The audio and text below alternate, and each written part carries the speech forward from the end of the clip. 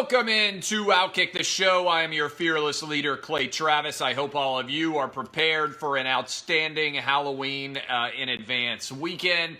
We are having a big Halloween party here. I struggle to contemplate all of the money that my wife has spent on the Halloween party tonight at the Outkick Mansion. But there are a lot of different variety of details that have been rolled in here.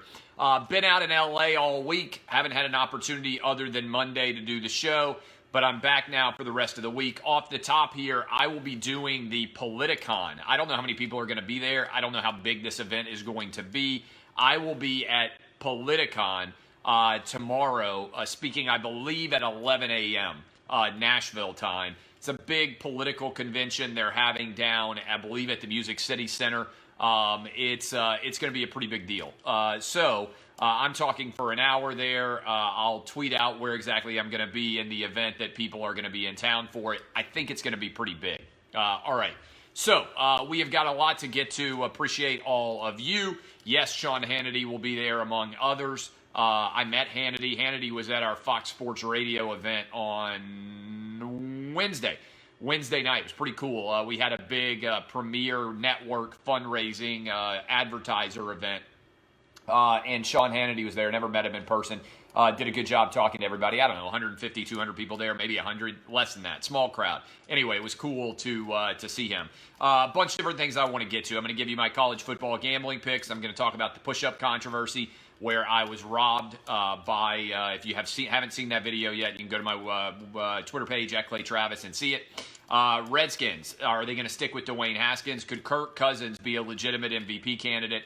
And we haven't talked about this, the top paid college football coaches. But we begin with the top 5, bottom 5 in the NFL. As we head into the weekend, I want to go ahead and let you know exactly where I think everybody ranks. And off the top, number 1, best team in the NFL. This is no great shock, the New England Patriots. But the next 4 teams are all from the NFC, which is wide open. I've got the Saints as the second best team in the NFC as Drew Brees returns. I've got the 49ers as the third best team in the NFC. The Packers as the 4th best team. And in the 5 spot, I've got the Minnesota Vikings. I believe all 4 of those teams I just ran through, in addition to a couple of others, are legitimate Super Bowl threats. I think in the AFC, the Patriots have everything completely on lockdown. But let me hit you again. Top 5 in the NFL in right now on the Outkick rankings. The Patriots the best, the Saints the second best, the 49ers third, Packers 4th, and the Minnesota Vikings in the 5 spot. What about the other 5? Bottom 5, the list of sadness. The list of sadness, my friends, I'm sorry to say. The Falcons are the 28th worst team in the NFL. The Jets are the 29th worst team in the NFL.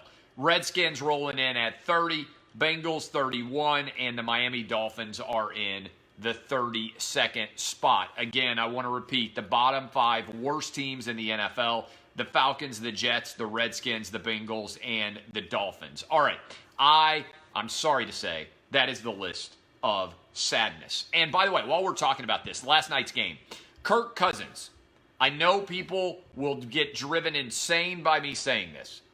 I don't know how the next 8 games are going to go. But did you know that through 8 games, Kirk Cousins statistically is outperforming Patrick Mahomes in almost all of the statistical categories that Mahomes was dominating in last year?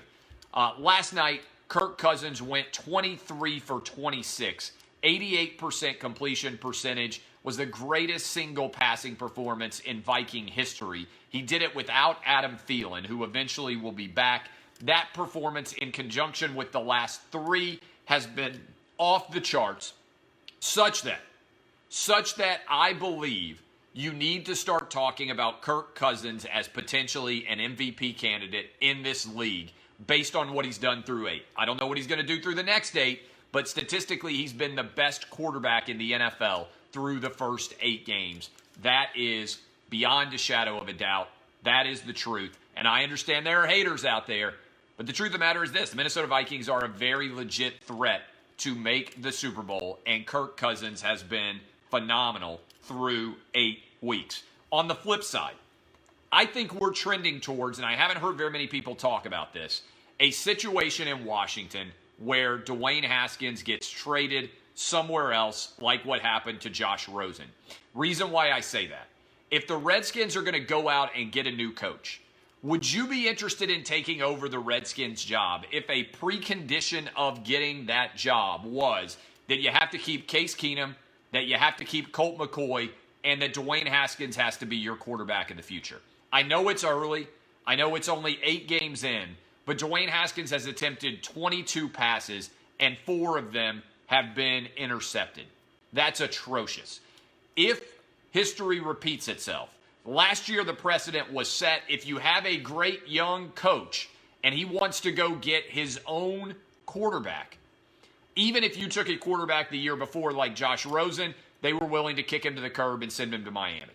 If the Redskins are going to go get an offensive coach, and that coach wants to win, and he wants to win now, and he's nervous about walking into the Redskins environment, why in the world would you want to keep Case Keenum, Colt McCoy, and Dwayne Haskins? That seems like 3 guys that you're going to lose a lot of games with, particularly in the NFC East, where Dak Prescott's a relatively young guy, where Carson Wentz is a relatively young guy, and where Daniel Jones is a very young guy. Why would you want to be stuck with Dwayne Haskins based on what we have seen so far? I'm just saying it's worth contemplation whether Dwayne Haskins may be on the chopping block here, much like Josh Rosen was last year, because the Redskins are likely to finish with a top 3 pick. There's a lot of top quarterbacks out there, and depending on who the coach is, if he falls in love with one of these guys, to me, that could be a move that happens that I'm not hearing a lot of discussion about. All right, let me give you the gambling picks. Last week was a disaster with the gambling picks. No defense, no solid performance at all by me. But I'm telling you that we're on the comeback trail here, beyond a shadow of a doubt. I like Wisconsin on the road against Ohio State. The number's up to 14.5, trending right around 14 all week. I like that move. Mississippi State at Texas A&M. I think the Aggies are going to blow out Mississippi State. I think that the Bulldogs have given up on the season. They got run by double digits by Tennessee. They got run badly by LSU last week at home. I think Texas A&M, even though they're not great, gets their first SEC road win of the year, runs Mississippi State out of the building down in Aggie land. Auburn. I like Auburn to cover against LSU, and I like the over. Auburn to cover, and I like it against LSU. Now, Auburn has not won in Death Valley since 1999. I understand the reticence. I understand the skepticism here, but I believe both these teams are going to score. LSU hasn't really stopped anybody defensively yet. I think that Auburn's defense will not be able to stop Joe Burrow. Ultimately, LSU wins, but they win by 10 or less, meaning you cash your winning check.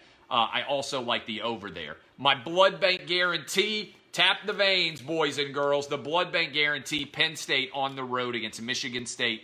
I love Penn State, Michigan State, the under. It's around 44 now. I bet it as early as 42.5. It went up to 44.5. I bet it all the way up, and I bet it all the way back down. Mizzou at Kentucky. I love Mizzou to bounce back. Kentucky cannot score. I believe this is going to be a beatdown. Mizzou is going to deliver coming off of that awful performance against against Vanderbilt. Mizzou comes back off of a loss, wins big on the road in Lexington. South Carolina at Tennessee. Jeremy Pruitt circles the wagons one more time. Will Muschamp has won 7 in a row against Tennessee, 4 at Florida, 3 at South Carolina. It's like the only person that Will Muschamp can beat is Tennessee. That ends on Saturday. The Vols get the win over South Carolina. I also like the under, low scoring. Tennessee gets the outright win, but take them as 4 or 4.5 point underdogs. Notre Dame at Michigan. You guys know that I have been tough, that I have been hard, that I have ripped Jim Harbaugh to the high heavens.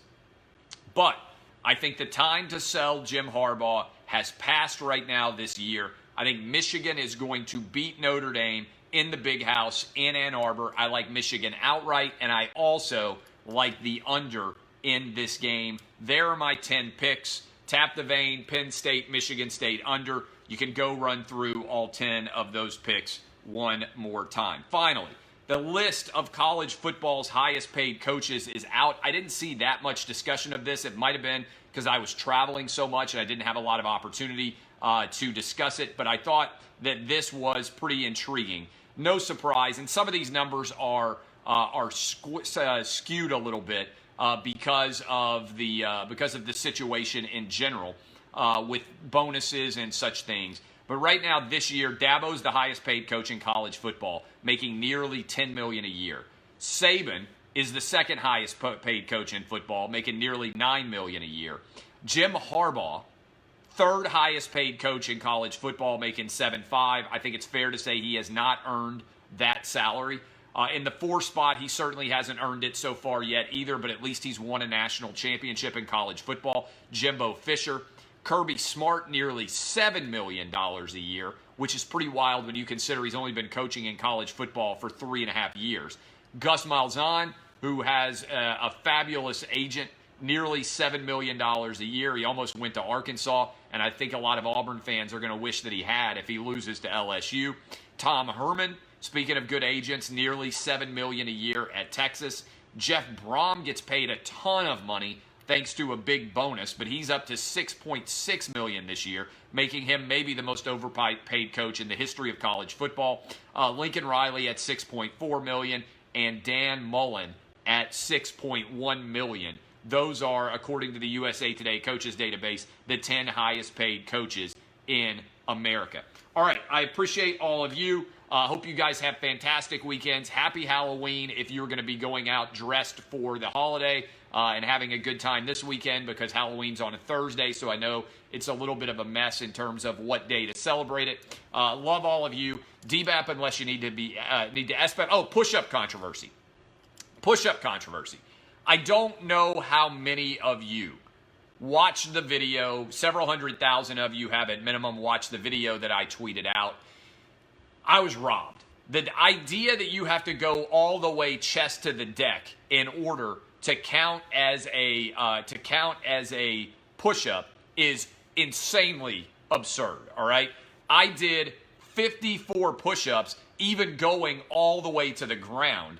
The idea that first of all, they gave me credit for 48, but if I had just been doing a standard push-up, I would have been hitting 70, maybe 75, all right? You can go watch the video yourself. I was robbed based on the standard that they decided to apply. Last night at my son's Little League game, I'm standing next to one of the other dads. He's a military recruiter. I was showing him the video. He's like, oh, in the military, all of those push-ups would have counted. We don't go all the way down to the chest at all. I was completely and totally jobbed on that process. You want to talk about a bad beat, that's a bad beat. Having said that, to Joel Klatt's credit, we're both donating $1,000 to charity, to a military veteran charity, and I hope some of you, I'll tweet out the link one more time when I get a chance today or tomorrow, and you will be able to go and check it out yourself. But if you haven't seen that video, go to @ClayTravis, scroll down in my Twitter feed, and you will see it.